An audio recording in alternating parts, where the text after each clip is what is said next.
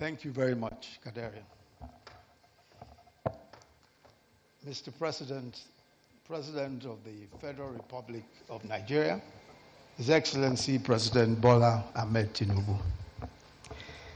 The chair of this occasion, former President Olusegun Obasanjo.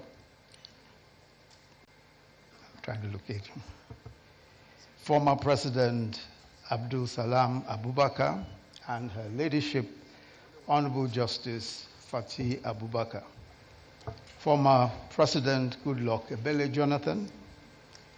Former President of Sierra Leone, His Excellency Bai Koroma. The immediate past President of Ghana and our keynote speaker, His Excellency Nana Akufo-Addo. Former Vice President Atiku Abubakar and former Vice President Namadi Sambo. The author and celebrant of this event, former President Ibrahim Badamasi Babangida. Your Excellencies, present and former governors, Your Royal Highnesses, traditional rulers, distinguished ladies and gentlemen, Babangida, A Journey in Service, is an important book. First, it is not just a story of the remarkable journey of former President Ibrahim Babangida from childhood to the highest levels of public service. It is the story or stories of a journey of a nation, our nation, Nigeria. It is the Nigerian story, complex, sometimes unpredictable, sometimes stranger than fiction, but always fascinating. Many of the key figures in this book and who shaped the history of our country are here with us today. And that tells another story all by itself. And that is something truly unique about Nigeria, our ability to move beyond the past, no matter how bitter, and no matter how adversarial our past relationships may have been, and to still come together. So seated amongst us here today is General Yakubu Gowon, who became Nigeria's head of state at the age of 32 and led the country for 9 years. His government was overthrown in 1975 by a coup involving the then Brigadier Olusegun Obasanjo and the then Brigadier Theophilus Danjuma, and the author himself, I confirm, the then Lieutenant Colonel Babangida, who was then commander of the newly formed Armored Corps. Also involved in that coup were the then Lieutenant Colonels Muhammadu Buhari, Lieutenant Colonel Sani Bello, who is here also, and Lieutenant Colonel Sani Sami. Yet, here we are today with former President Obasanjo, General Danjuma, and of course the author himself present, not as adversaries of the author, but as witnesses to history, celebrating a fellow statesman.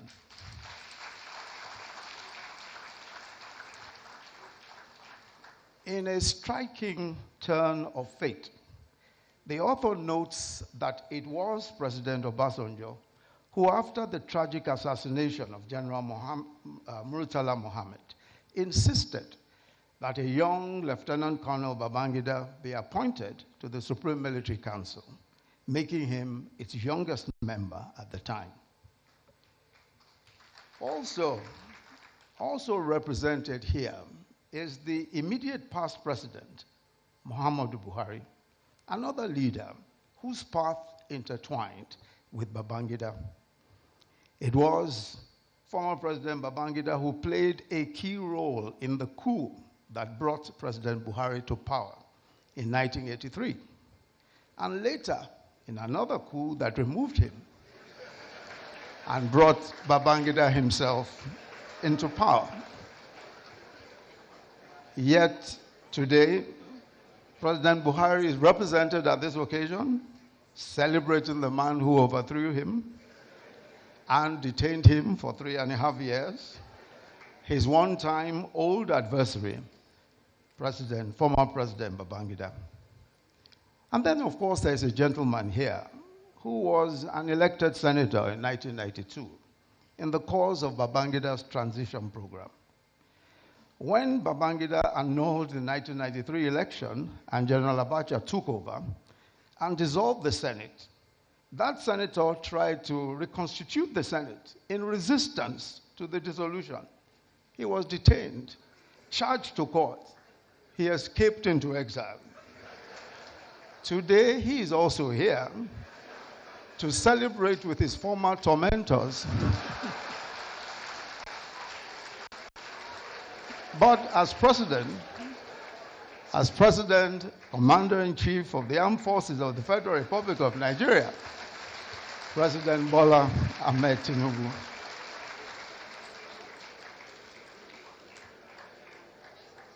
The third reason why this 420-page book is important is because it unveils one of the most enigmatic leaders that Nigeria has ever had. A man who some called Maradona, others described as the evil genius, bearing his mind, in his own words, in writing for the first time since he left office 32 years ago. In this compelling account, he tells of his early life in Minna, his parents, his siblings, his primary school, Gwari Native Authority Primary School, how he became an orphan at the age of 14, and at age 16, entering the provincial secondary school Bida, the school which later became known as the Government College Bida. His class, the class of 1957 to 1962, which, as you have heard, produced 2 Nigerian presidents, 4 state governors, a former Chief Justice of the Federation, several federal ministers. His classmates, former President Abdul Salami Abubakar, Sani Sami, Sani Bello, Garba Duba, Gado Nasco, Abdul Mumuni Keki Manga, Muhammad Maman Magoro, Paul Babale, and Maman Vatsa, who joined the class in their 3rd year. Babangida reveals his nickname. That's the nice one, the nice nickname to readers. He was called the Blockbuster for his sporting exploits. But Gado Nasco and Ismaila Ahmed coined a nastier nickname for him. That nickname was Kulele. Kulele meaning because of his stocky physique. And the author notes jokingly in the book, I never forgave them for this. Babangida became the head boy of the school in his final year. Then he tells the story of how he changed his name from birth, which was Ibrahim Badamasi, to Ibrahim Badamasi Babangida. He recalls that during official engagements, officers confused his name, Badamasi, with the Yoruba name Badamosi, and many repeatedly asked him whether he was Yoruba. That question had also come up a few years before during his enlisting interview for the military.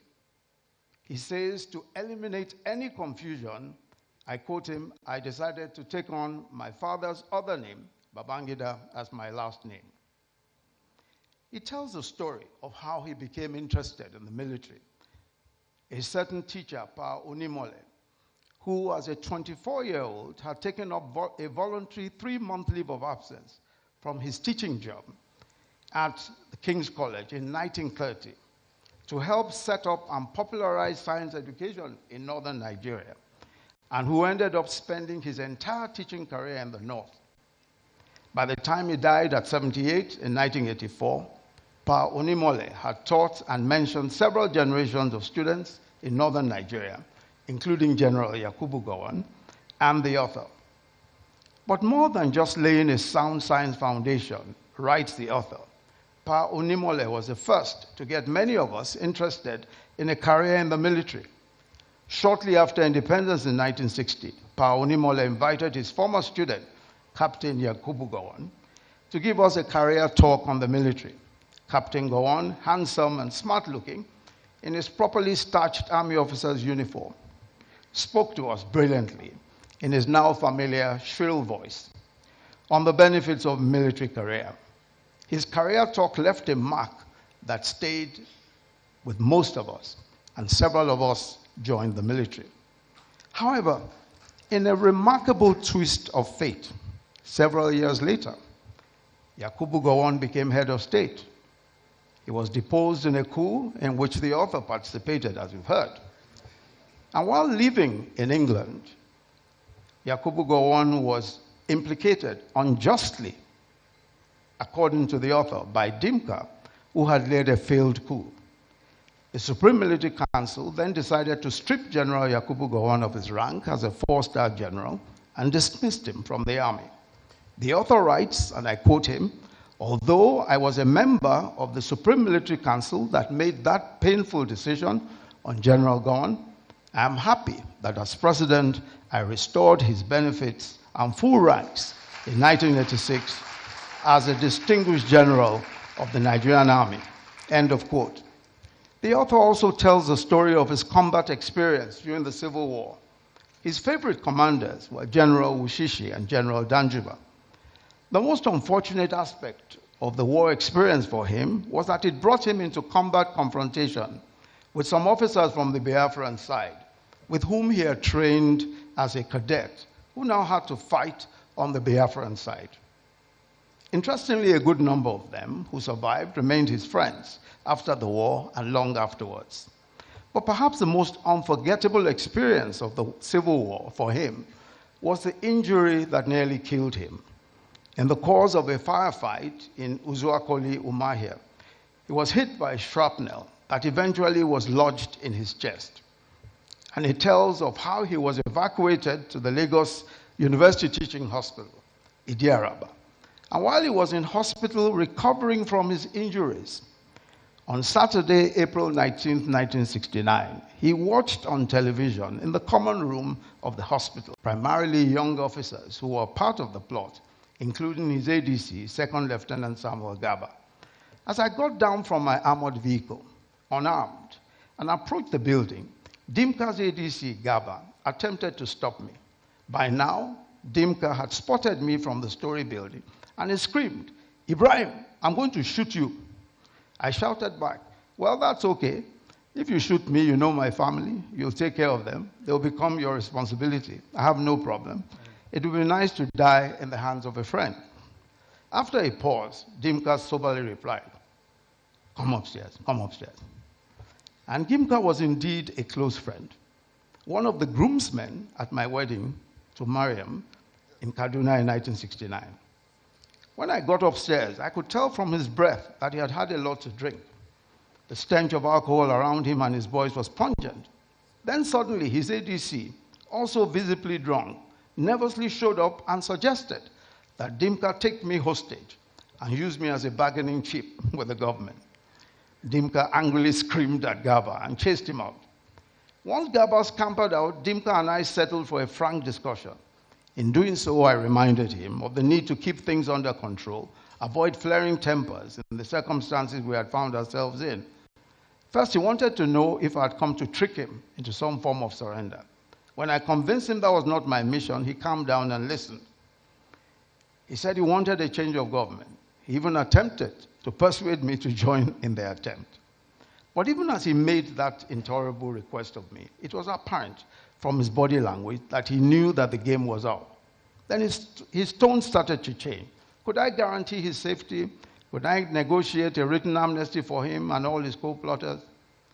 Again, as I had done earlier, I pleaded with him to give himself up and avoid any form of conflagration that could kill civilians and soldiers. That chit-chat went on for some time, and I appeared not to be making a headway, but I left him with a promise to return later. I returned to brief General Danjuma on my encounter. Danjuma was furious.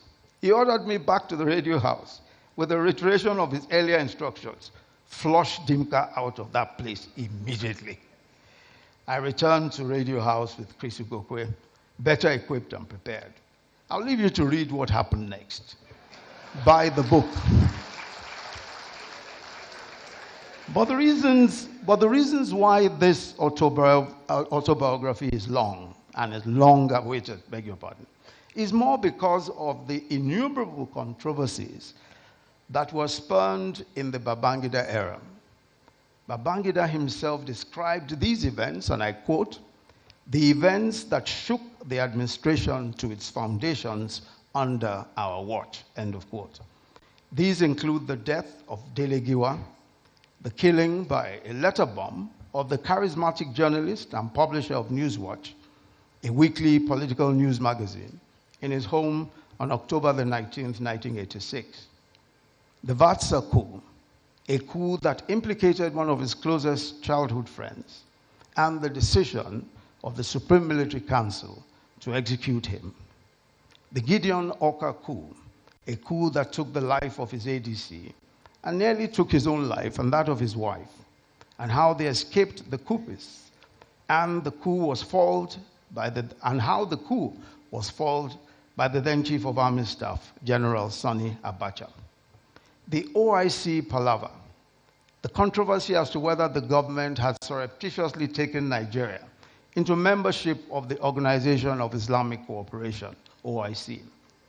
The 1989 SAP riots, the deadly riots over the harsh economic effects of the government's structural adjustment policy. The C-130 air crash on September 26, 1992. The crash of the Nigeria Air Force Lockheed C-130 transporter aircraft in the swamps of off the Lagos coast, barely 3 minutes after taking off from the Ikeja airport, killing a total of 159 officers, including the crew and 9 foreigners. The crash wiped out some of the brightest and best middle cadre officers of the time. And there was the allegation that the government masterminded the crash to stave off a coup against the administration, especially since the failure of the Oka coup. Then there is a full chapter devoted to the transition to military rule and the June 12 saga. June 12 was a decision with cataclysmic consequences. It was the annulment of what had been said to be the freest and fairest elections in Nigeria's history. The annulment led to a military interregnum that was considered one of the most vicious in Nigeria's history, the eventual death of the acclaimed winner of the election and his wife.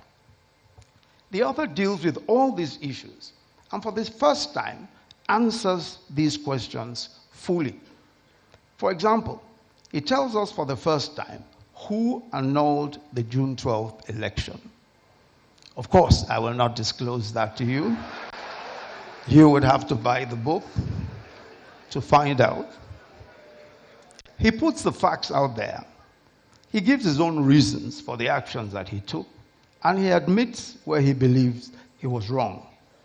He also answers the question whether Abiola actually won the June 12th elections. And I quote him, "Although I am on record to have stated after the elections that Abiola may not have won the elections, upon deeper reflection and a closer examination of all available facts, particularly the detailed election results, which are published as an appendix to this book, there was no doubt that MKO Abiola won the June 12th elections. Upon closer examination of the original collated figures from the 110 polling booths nationwide, it was clear that he satisfied the 2 main constitutional requirements for winning the presidential elections, mainly majority votes and geographical spread. Having obtained 8,128,720 votes against Tofa's 5,848,247 votes, and securing the mandatory 1/3 of the votes cast in 28 states of the Federation, including Abuja. I am gratified that the Buhari administration finally recognized him as a former head of state of Nigeria." End of quote. He concludes in the book, and I quote him, "Looking back now, the June 12th saga was undeniably the most challenging moment of my life, and in certain respects, one of the most painful." And he went on to admit, "If I had to do it all over again, I will do it differently. End of quote. I'll certainly not go into all the details of what he said on these issues, otherwise there'll be no point. You're buying the book. I urge you to read the book and then make up your own mind whether you agree or disagree. I'm glad that he has laid several years of controversy to rest by speaking his own truth. Let me conclude, Mr. Chairman, by saying that by any standards, Babangida's Journey of Service is an extraordinary book. It's a collection of stories from a life deeply intertwined with Nigeria's contemporary history, told with remarkable wit, insight, and a vivid sense of place. Babangida's storytelling ability is undeniable.